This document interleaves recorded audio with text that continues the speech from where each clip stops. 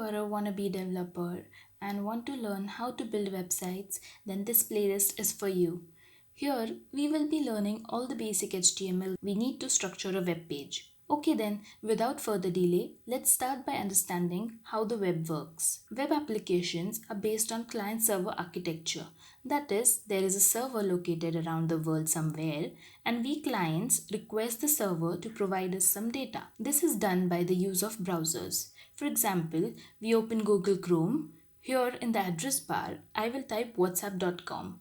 Now, when I click enter, it gives me the website's homepage. But how does it happen? The client creates a request which is to be sent to the server. Suppose I want the download page from the whatsapp.com, so a request would look like this. There is a predefined format to create a request which is quite long, so I will be showing you what the client computer typically does to send a request. Now the first thing which we see here is get. This is the method used by the client to create the request.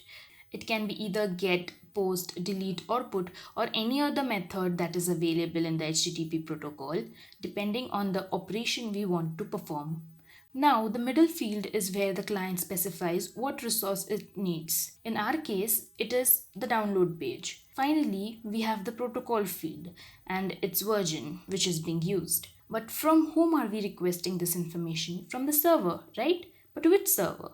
That we have to specify in the host. Here, the host field is filled with www.whatsapp.com. After creating a request, the client passes it to the server. The server then processes the request received, and if it has information related to that resource which the client asked for, it creates a response and sends it to the client. The response includes the status code of the request, the status information, the data, and other fields.